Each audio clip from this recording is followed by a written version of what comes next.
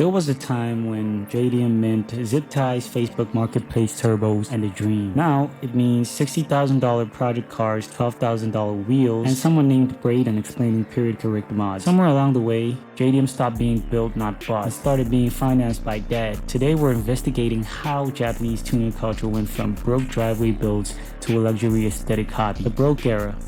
Back in the early 2000s, if you had a Nissan 240SX, it wasn't because you were rich, it was because it was $3,000. Half the bumper was missing, the paint was 3 different colors, and the coilovers were technically functional. Same thing with the Honda Civic. It wasn't a status symbol, it was just transportation with ambition. You built it because you had to, not because you wanted matching TE37s. Then something happened. Cinema. Specifically, the Fast and Furious. Suddenly everybody wanted neon lights, body kits, NOS buttons that may or may not be connected to anything. And JDM exploded. Cars like the Toyota Supra went from used sports car to my retirement plan. But here's the twist. Back then they were still affordable. You could still actually own one without selling a kidney. And then the internet ruined everything. YouTube builds, Instagram flex culture, bring a trailer auctions. Now your average Mazda RX-7 isn't a project. It's an asset class. The Nissan Skyline GTR, that's not a car anymore. That's a crypto portfolio with headlights. And once collectors realized 90s Japanese cars were the next classic, prices went vertical. Which means now, if you get into real JDM, you need money, connections, or a trust fund. And that gave us the rich kid era of JDM. Modern JDM needs to be like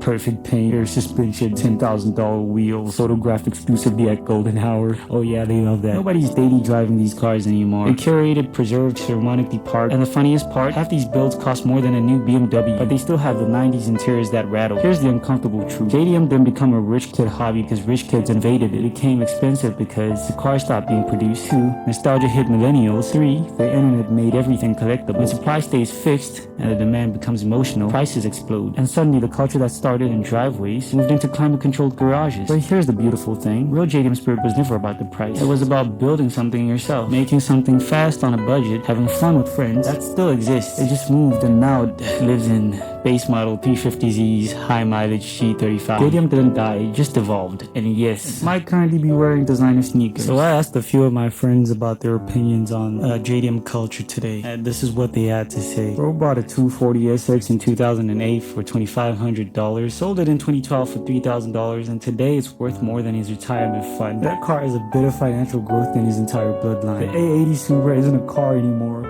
It's a trust exercise between you and your bank. You can tell it's a rich kid build when the car has more carbon fiber than actual personality. They don't say mods anymore, they say period correct enhancements. Bro, it's a wing, relax, like chill dude. Bring a trailer didn't just raise prices, it raised generational trauma. Buying an R34 today isn't passion, it's insider trading with headlights. Air suspension used to mean you were scraping McDonald's drive-thrus. Now it means you have a sponsorship and a photography schedule. Modern JDM meets feel like LinkedIn networking events. Nobody's revving, they're exchanging business cards. Back then, if your bumper didn't match your paint, it meant you were building it. Now if it doesn't match, it means you didn't clear PPF correctly. The wild part, the dudes who made JDM cool can't afford it anymore. They're watching YouTube videos about the cars they used to own. JDM used to be for dudes with zip ties and dreams. Now it's for dudes with trust funds and a detailer. If your 240SX costs more than a brand new Mustang, you don't love JDM, you love nostalgia inflation. The Supra isn't a sports car anymore. It's a 72-month financial decision with pop-up headlights. Old JDM meets, who welded this? New JDM meets, who manages your portfolio? You don't buy an R34 to drive it, you buy it to post it and pray it appreciates.